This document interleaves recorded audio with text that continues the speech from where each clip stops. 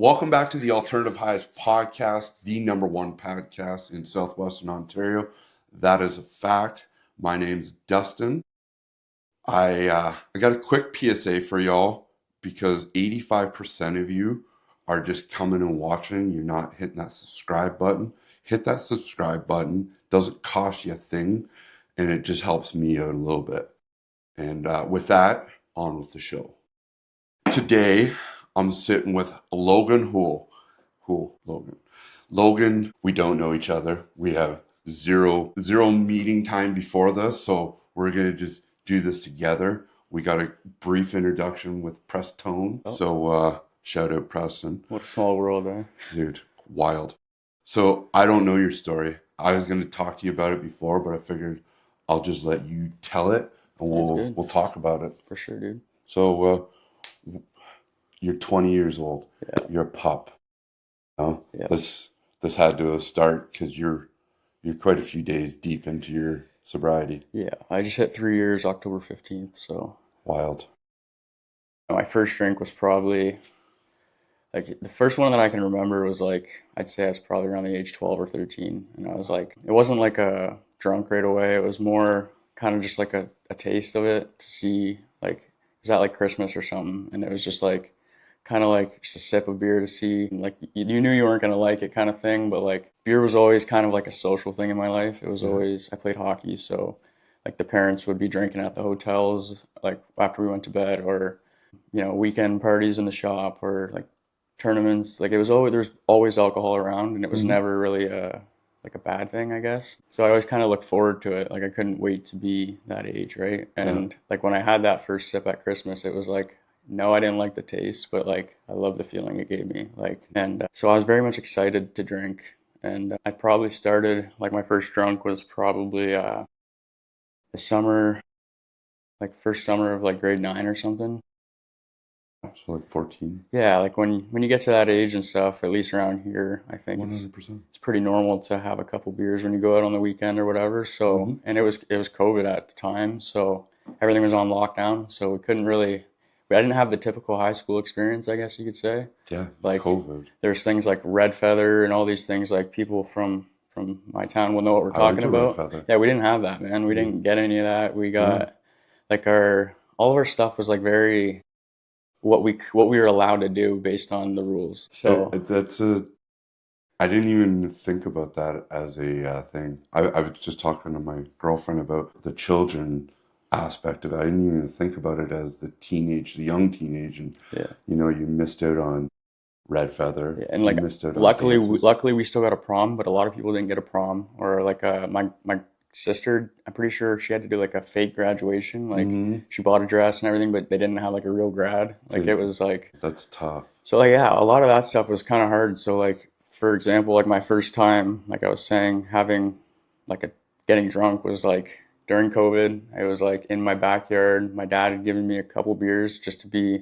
like, hey, here's a couple. Like, I know you're responsible, whatever. But you know me, like I've always, for as long as I can remember, I've always been like, if I like something, like I just put it out in a reel. Like if one makes me feel good, 10's gonna make me feel great. Like that was always kind of the way I thought. Yeah, for sure. So like I remember like that first night I had people over. There was like I think 4 or 5 buddies of mine just in my backyard around the campfire. No one's allowed to go inside or anything. Like it was just social distancing. And I remember being like hammered that night, dude. Like I remember drinking way more than my dad gave me somehow.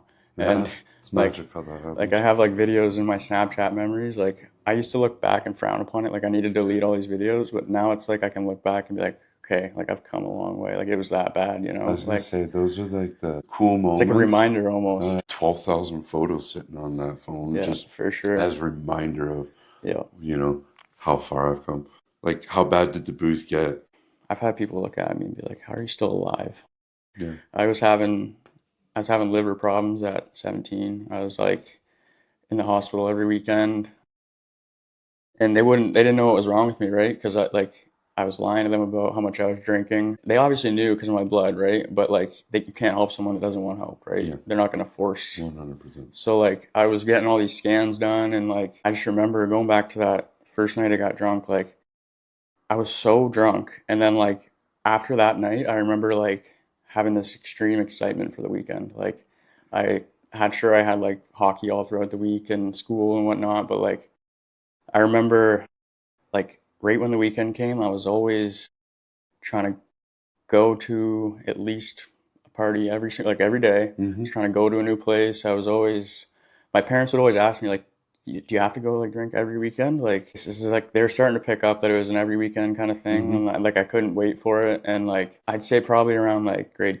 10 is when we got first time we got locked down. I think is when it probably happened for the first time. Like when we got school shut down and everything, and like Mm-hmm. we were at home all day. Like at that point I was going out and drinking quite often, and like we would have like school canceled and stuff because of the rules and stuff, so we'd be like having What you parties do? during the week and stuff, Yeah. like you know what I mean. And like when we got told we couldn't go anywhere, we had to stay in our house, I didn't want to stop drinking. I was smoking weed a little bit at the time, and like if I couldn't get my hands on like weed for like before I went to bed, like have a couple puffs, I would Mm-hmm. just drink instead. Yep. And then I started to like the feeling that the alcohol gave me more than the weed, Okay. because like it was like almost unpredictable with alcohol. Like it was like an Yep. adventure. Mm-hmm. Weed was like just made me tired. Like it wasn't just helped me calm down a little Calm bit. But alcohol was like gave me that a reason to be like loud, funny, hyper, and all that stuff. Just be who you want to be. Yeah, when as a kid, it was always shh, like Yeah. it's quiet down, like slow Yeah. down. You know what I mean? But when I'm drinking, everybody's encouraging it, right? It's a So wild world of how yeah, things, but I've noticed your age demographic is really quite tame. Like it's calmed down a little bit. what does that And mean? Like, could you just explain that like, a little bit? so like, I've got a son your age. Yeah. And like, when I was that age, when I was your age, like the partying was much different. The drugs were much Oh yeah, different. for sure. What we were doing and how we were moving. But it seems like your generation is much smarter with it. It happens for Yeah, sure, yeah, but it seems like it's a lot more team. Like, you guys got it together quite a bit more than we had it together. yeah. I for sure didn't. Maybe And they do, and it but happens. I don't. There's an anomaly. You and Yeah, I are a lot alike. yeah, But like a lot of my friends now, like they all party. And I don't know how they got through their university, but yeah, as I've said, your age demographic is wild. Like yeah, how well you guys are put together. yeah. And like when And you're, what you're trying to do at your age is really inspiring, I like appreciate it. admirable. When I saw your stuff, I was proud. I was like, oh, I you know appreciate it, what? brother. I want that kid over here. I Just chit appreciate it. chat. I appreciate it, bro. And when you ask like how bad it got, like it was, I'll tell you that like I said, I was in the hospital every week. I remember there's probably like a good chunk of the semester that I was like not living at home and no one like really knew. Like I Mm-hmm. was kind of jumping from place to place, not because I was kicked out, but kind of because I didn't really want to follow the rules. And I Couch didn't, surfing. yeah, I didn't want to be bothered. I wanted to keep doing what I was doing. And, I would just go where I could go that would allow me to behave the way I was behaving, and it was like I remember like countless times on the weekend, like waking up behind someone's hot tub, like in the rain, 4 a.m., like not even knowing where I am or how I got there, or I'd wake up I'd get woken up and told that I just did something stupid. And I'm like, no, there's no way I did that. Like you're lying to me, like Yeah. because I had no like blackouts were such a regular occurrence for me. Mm. Like I, sh- I I'm lucky to be alive. There on October 20, or sorry, it was August 28th, 2022. It was on the news and everything. Um, I blew like 3 times the legal limit, and they said like if I blew like any higher, they would have took me to the hospital. And like Mm-hmm. I remember I had like a pretty crappy day. Like my car got broken into, and I had hockey tryouts that day, like back to back. It was like 4 hours on the ice, and Mm-hmm. like I remember like I made the team and everything, but I had to say no because I lost my license. Yeah. But I remember on the way home, like I was just gonna go home, and then my dad had called me and said, "Hey, like we're out at Buddy's farm, and we're like riding dirt bikes, shooting targets and stuff." Like No. it just why don't you Doing stop? cool shit. Yeah, why don't you stop by? And I'm like, I'd already had a crappy day, so I'm like, sure, okay, I'll go.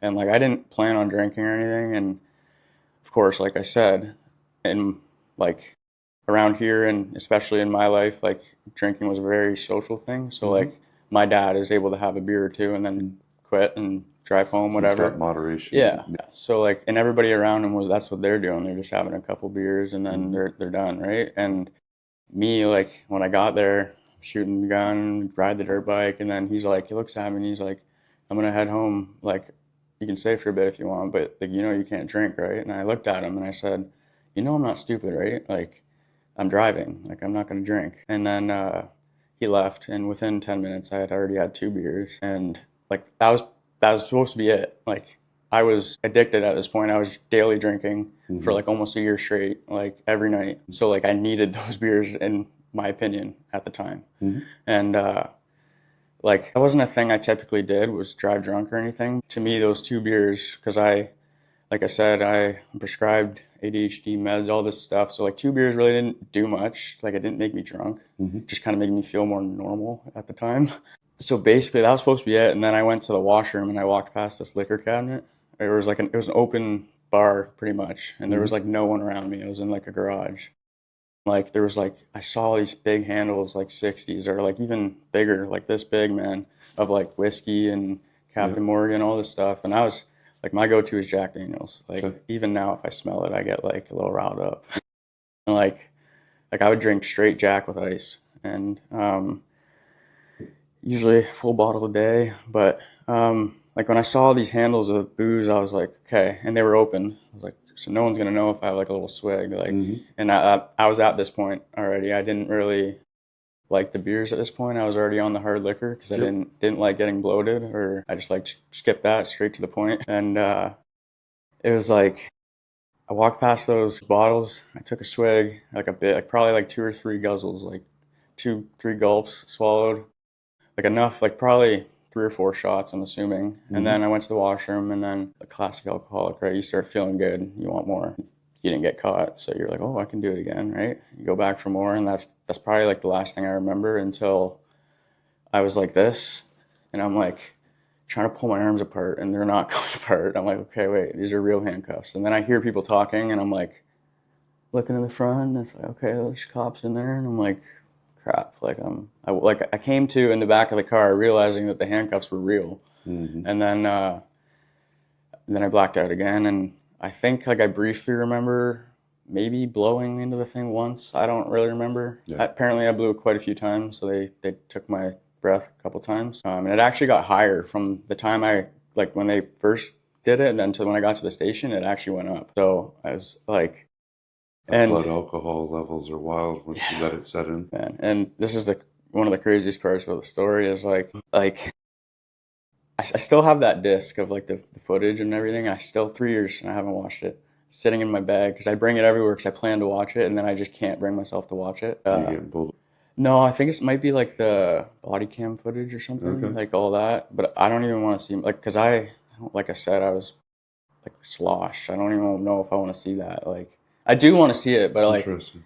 I do want to see it, but I'm just like I want to be ready. Not like I don't, every time I've been like, okay, I'm gonna play What's it. that? What's that look like? What do you think that looks like? Well, I know that What's ready be? like it's like in a comfortable spot, have a little bit of time to digest it. Like I just feel like I have so much on the go right now. I haven't really been able to put some time aside Process to everything. I want to be able to That put makes some sense. thought into it and like actually like take in what is like what needs to be taken in from watching it because I know it's gonna be powerful to see that, right? Yeah. Like to see what I the night that I fell out of my Jeep at the gas station and went in the gas station, tried to order food or something. I didn't even need gas. And then she took my keys because she knew I was hammered. So like she saved my life in my opinion. And then God saved my life in the half an hour that like, this is the crazy part. So I left this person's house and they have like one of those cameras that like in their driveway. So like they have me leaving at a certain time. And then you know where the Bloomfield truck stop is? Mm-hmm. Like the Esso, McDonald's, whatever. That's where I pulled in to get gas. And the place that I left from was like a 3 or 4 minute drive. Like it was off a gravel road. It was like 3 4 minute drive like apart, right? And from the time I left to the time I got to the gas station, there was like think almost like 40 minutes. And like when I got to the gas station, like the cops, they didn't like none of this happened. Like that was recognized in court. Like they didn't say anything about this, but there was like scratches on top of the Jeep, like gravel marks on top of the Jeep. Like it was like I rolled the car and then kept going. And like because we have a roll bar on that Jeep, so like. And how else would you get like scratch gravel marks on top of it? Unless it was like, I don't understand. It's all fixed now, but I have pictures and like, it just try so hard to remember like what That's you think you'd know if you rolled the car and kept driving like, or that's the world we live or you would You know if blacked you out. hit something. Like, I don't know. It's just like, and part of me's gotta like, it sucks that you're never gonna know, right? No. Dude, I don't have the same story, but I got, I You have could probably no relate. idea. Yeah. It's everything that you've said so far, I have a relatable story. Yeah. And I don't know if you can relate to this, but like for most people, like blackouts are like almost like an uncomfortable thing. Like if someone, say you're in one room at a house partying and then you come to and you're like in a different city, like most people would be a little concerned. Like me, I'd be like, just time traveled. Like this is sick. Like I'd be like, just carry on. Like The effect of the blackouts for me was similar to your look. I didn't care. I just was always looking for that good time. I didn't have I didn't carry any sort of emotion towards what had happened, what did happen, what was getting ready to happen. Yeah. So that's it's funny when the conversation is so relatable. I mean, I'm gonna talk to you about some after this when we're off. But so we know that you like to pack a punch in there. Yeah. Let's talk about the flip side. Let's talk about the good part. The good side, part where, you found yourself and how you found yourself and what it looks like staying sober for you. Because it's not a full-time job. It's fucking hard. It's one of the hardest things I've ever done. And that's just me being able to speak from my experience.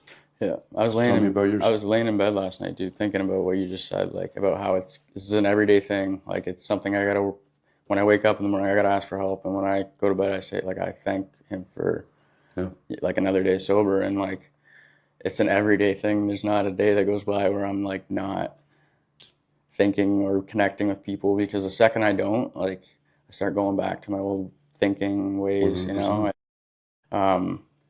So to get back to your question, like.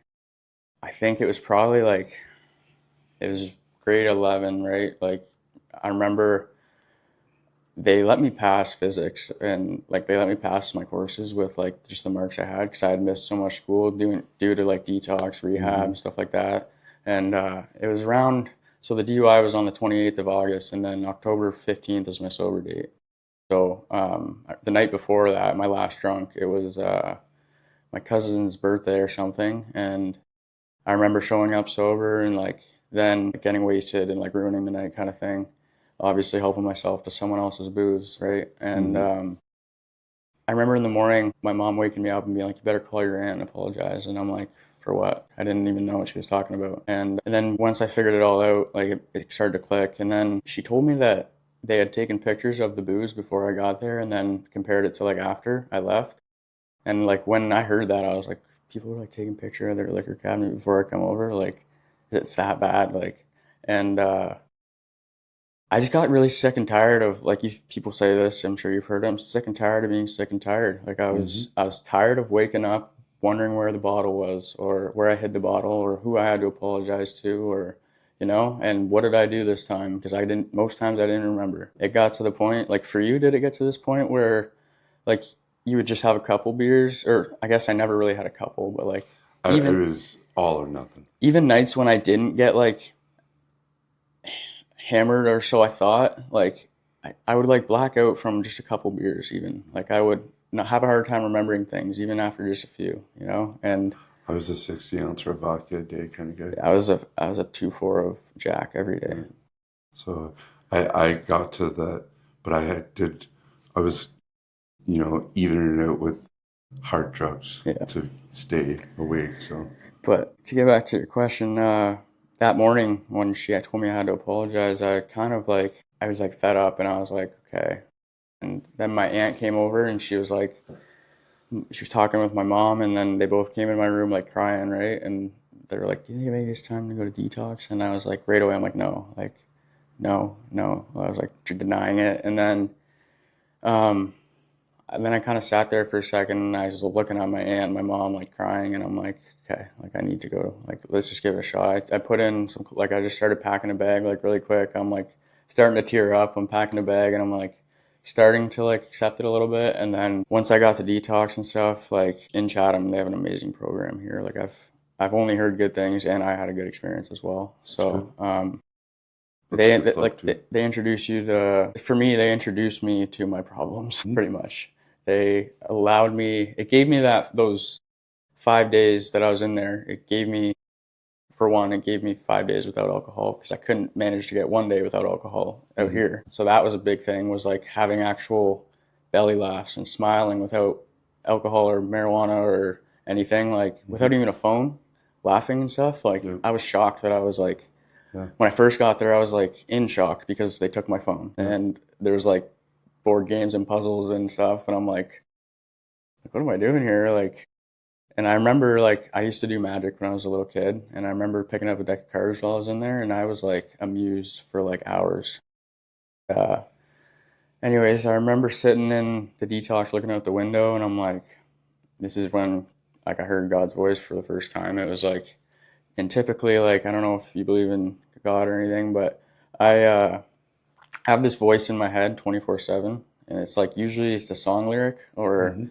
it's typically a conversation that I already had like replaying in my head, or I'm like always talking to myself in my head. Like I don't know if that's normal for everybody, but for me for me there's a song lyric, and it's like the same one goes through my head like on repeat, like the same verse for like, it's been since like grade 9, probably the same song. And What is it? it's like it's some like stupid rap song, like Preston would know it. It's Lil Mosey. Yeah. And I just can't get it, like for some reason, like, but what I'm getting at is like that voice is usually pretty loud, pretty like I want it to shut off, and like I'm trying to like think thoughts over it, and like while I'm trying to think important things, that song lyric's still going.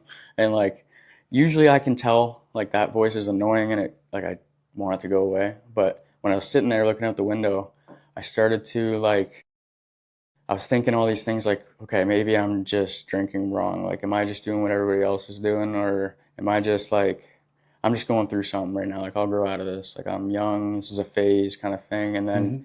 And then like within a snap of fingers, like I heard this voice, and it was like quieter. It was like very clear. Like I could hear it like direct. It was like direct, and Mhm. it was like soft, and it's so like, because I was thinking like for sure I'm going to hell. Like I grew up Catholic. I'm like Mhm. I'm going to hell. Like I've done all this, everything that I'd done in my addiction, all the lying, stealing, everything all came back to me. It was all like flooding into my brain, and then I heard this voice, and it was like nobody's too far gone. Like just like give it to me kind of thing. And Mhm. like I almost felt like there was like, You're coming to Jesus moment. that was when yeah, it was like my spiritual awakening. That was the first time I had heard his voice. And like I grew up knowing God, but I didn't give it to him. Like Mhm. I wanted things to go my way, and I was very much living in the worldly desires and everything, doing everything out of self ambition and stuff. And Mhm. today I try and do things to honor God. And like, um, it's like, I just remember at that moment, I was like, okay, no, like you don't end up in a detox for no reason at 17. Like all those thoughts that I was having of like, this is a phase and everything. Like Mhm. after I heard that voice, they like that, they Yep. switched to, okay, like you don't end up in detox at 17 for no reason. You have drank every day for the last probably year and a bit. Like you haven't been sober in over 2 years if you combine alcohol and marijuana. When was the last time I was sober? Like all these things started to come to me, and I'm like everybody else stops on Saturday night because Sunday comes, and then no one drinks on Sunday because they got work Monday, and it's like I Mhm. don't stop drinking until I run out of booze or money. Like, and yeah, like I would move mountains to get alcohol, but like now after I realized that, I was like I was lucky. Like I don't know, it's like God lifted the obsession from me. Like Mhm. it's not like I went out and was like I need a drink. Like some people have like withdrawals and they're taking medication in the detox that I went Yeah. to and stuff. Like they were physically shaking, Yeah. throwing up and stuff. I had a hard time eating for a Yeah. bit, the first couple of days. I wasn't like, and I had like my first anxiety attack while I was like there because I hadn't had anything mind altering in my system. Like I didn't have anything that I was used to Your having. chemical levels are Yeah, wildly out of yeah. balance, and you're just going through. Um, Pretty much, I Did you just ever think about why that Little Mosey song played in your head? Did you, I would have analyzed the I hell out don't of know. that, but It's because it was I try such to a figure out pop. what the lesson is for Yeah, everything that happens. I know. I should think about that because like There's a reason. there's got to be some. Maybe there's something going on in my life at that It time. doesn't always end badly. There's a good reason for it.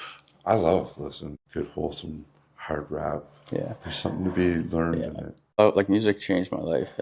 I've had countless times music changed my life. Like I'm a big concert guy. I've been to like 7 concerts this year. Yeah. We just went to one on Saturday. Like when I was sitting in that room, I remember thinking like, okay, I'm gonna give this a shot. Like if I already hate my life, kind of thing. Like I have everything. Like I have good parents. I have like loving. I have a roof over my head, loving family. I have like these people that are still supporting me, even though I've treated them like crap for the last year or two, right? Mm-hmm. Um, I had like I still had a good job. I still had my girlfriend was still sticking by me. She was like ready to leave if I didn't do something about it, but she stuck by me. Thank God.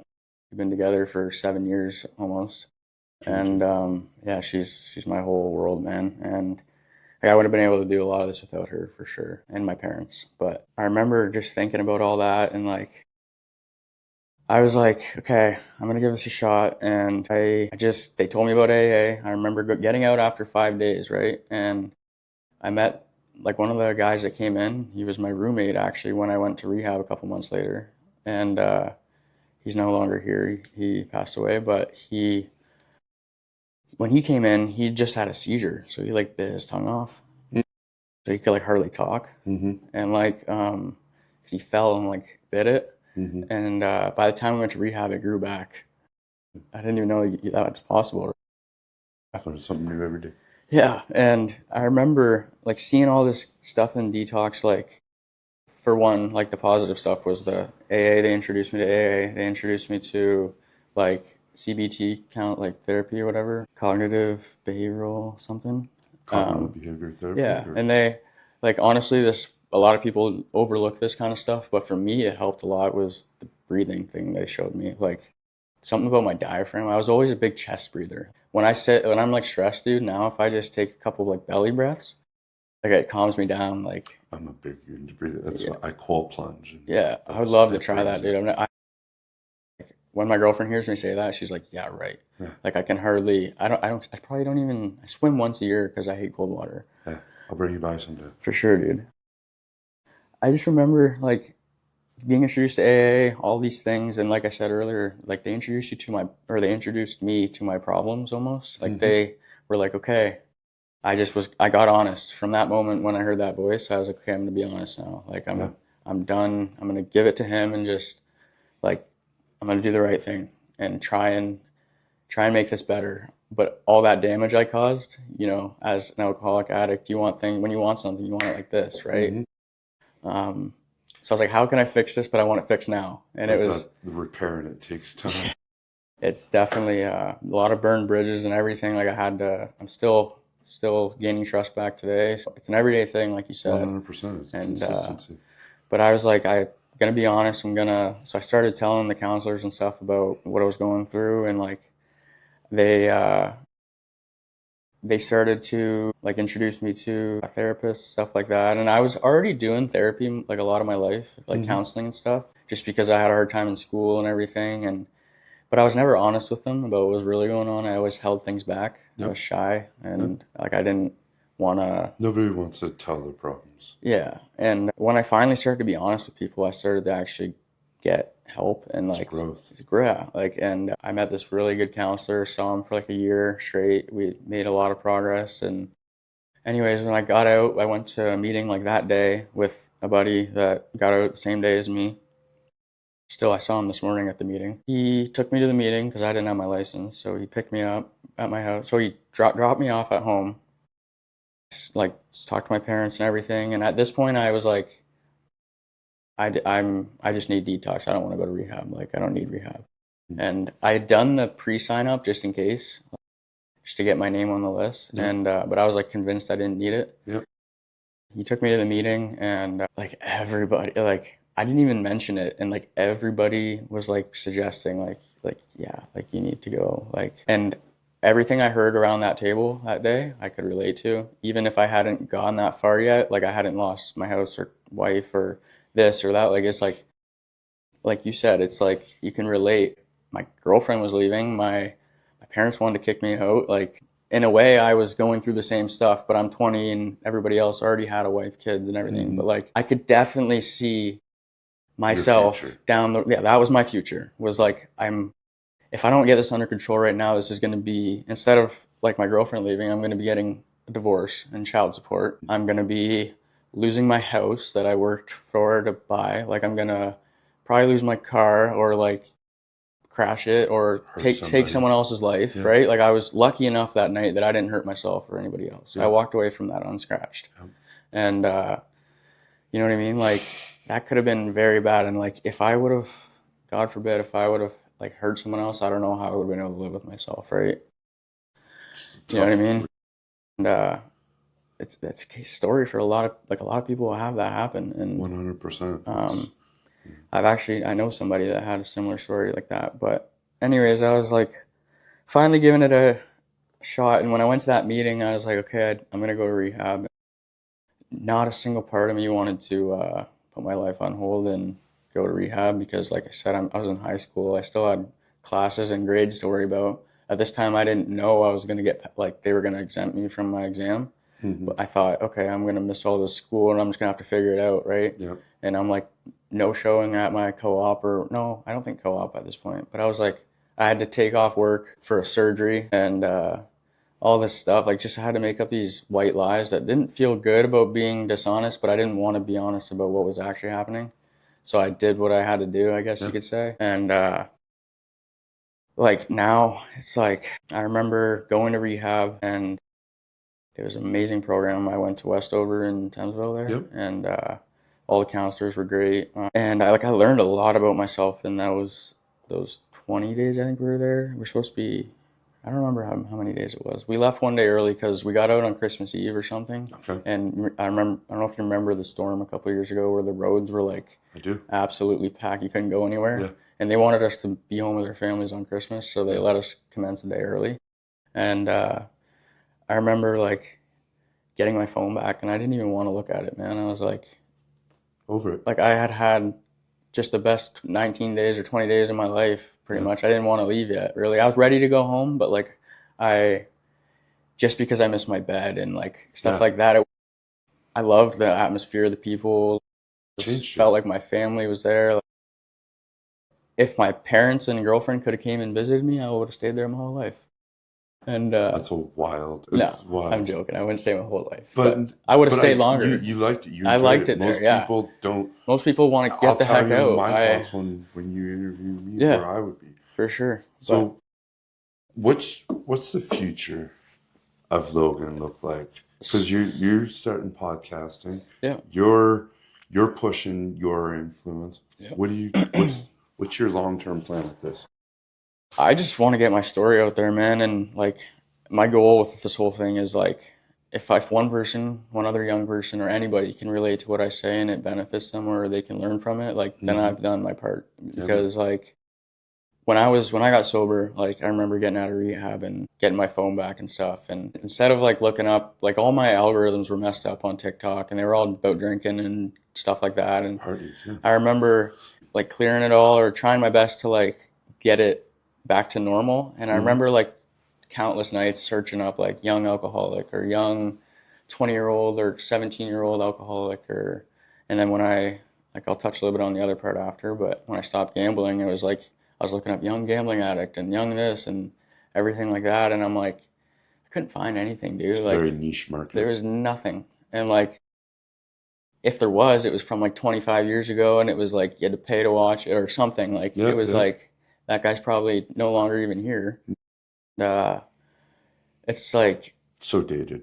To like, that's what I'm putting out right now is kind of the things that I was looking for when I got sober. And I know for a fact I'm not the only 20-year-old and younger that are struggling with this. Mm-hmm. I see people struggling with this as young as like 16, 17 Mm-hmm. because they start so early now. Like nowadays, I don't know how young your kids are, but I know like grade 9 is like people have already been smoking weed and drinking and having sex for like years at that point nowadays. Like it's a crazy world maybe it was like that when you were a kid too, I don't know, but It was like wild. now for me that's just like unfathomable that people are doing that at like 13. Yeah, I was like experimenting with it, but I wasn't like the way that it is now is like, whoa. And it's maybe just because now I'm older, I can have a different perspective or something. So it is a different perspective. But Because when I look back at my life, I'm like, I am so blown away with everything that I've done, yeah, that I've witnessed, that I've been a part of. Doesn't make sense. yeah. But to go back to your question, like, what does the future look like? Like I said, I'm just trying to help others and do my part now, like, and give the support and stuff that was so freely given to me, right? You know, like, with this podcast thing, like, I still work. I work full time right now. I'm not working because I have a back injury and I'm just not feeling 100% yet. I don't want to push it, and I don't want to go back to work just to have to leave early because I'm in pain, right? Mm-hmm. Like I want to be feeling 100% so Yeah. I can go back and work Give your own. 100%. Like Yeah. I don't like half-assing stuff, Yeah. and or saying, hey, I can only do this and this because of my back. Like, Yeah. I'd rather be fully able to do the job, right? Shouldn't be able to do parts of the job. But anyways, like with this podcast thing, like I've been trying to ever since I had to stop playing hockey due to my DUI, I was praying for like a hobby and just recently in the past month, like kind of God spoke to me again and I've my life's like changed, done a 180 in the last month. Like, I reconnected with somebody that I hadn't seen in a while and he was pretty inspirational to me. I went up and visited him and like I've been doing things a lot differently than I was in the past. Mm.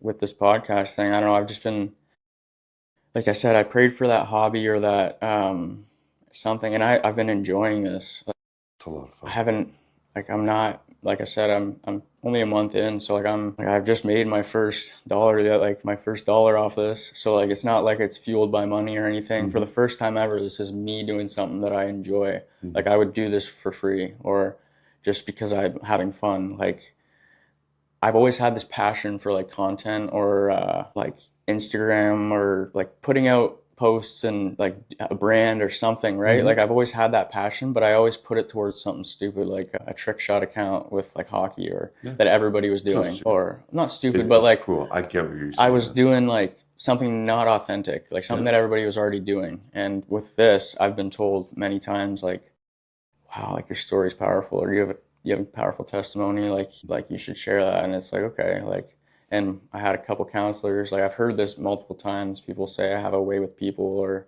way with talking or Mm-hmm. something where I like attract certain people that need it. I don't know how they worded it, but I've been told that I'm good at talking to people. Yeah. So I feel like if I can just use this platform that is directly in front of me that I use for no good, just scrolling and brain rotting, if I Mm-hmm. use it for a good purpose Yeah. to share my story, help others, like because like I said, when I was young, that's exactly what I did. When I was 17 getting sober, that's what I did. I went right to my phone on YouTube and I looked up young alcoholic or Mm-hmm. young this, young that, Yeah. like young addict, and I couldn't find much. So I just feel like if I put that out there so that it's available to others to at least plant the seed, right? Or Yeah.